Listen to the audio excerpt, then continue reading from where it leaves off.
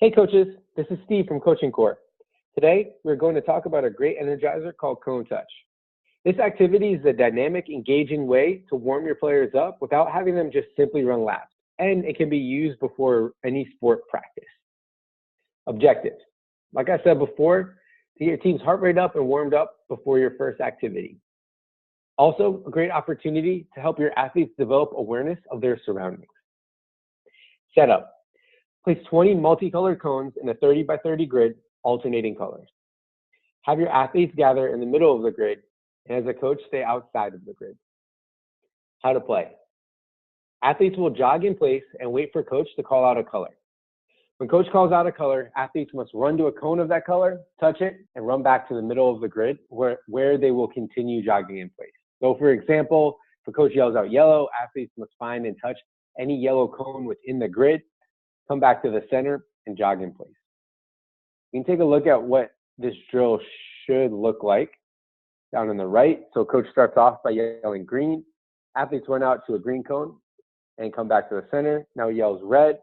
Athletes find a red cone and come back.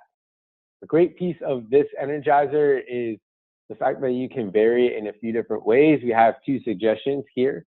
So for variations, coach can call out multiple colors in a row, as you just saw the coach do in our animation.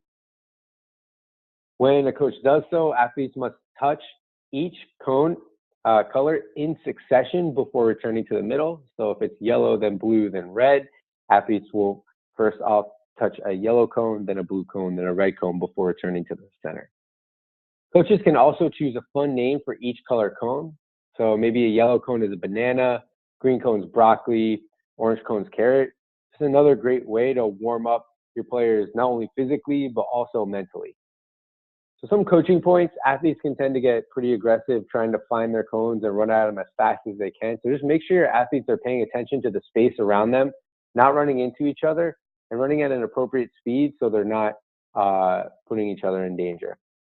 Have your athletes cheer on their teammates if they're making it back to the middle first. This is also an opportunity to develop leadership for one of your athletes by giving them the chance to call out the cone colors that the rest of their teammates will be running to. So I'm going to run the animation back one more time, let you take a look at that. But otherwise, thank you for checking out Cone Touch. And I would encourage you to continue to check out these animations and discussion within Coach's Corner. Have a great season.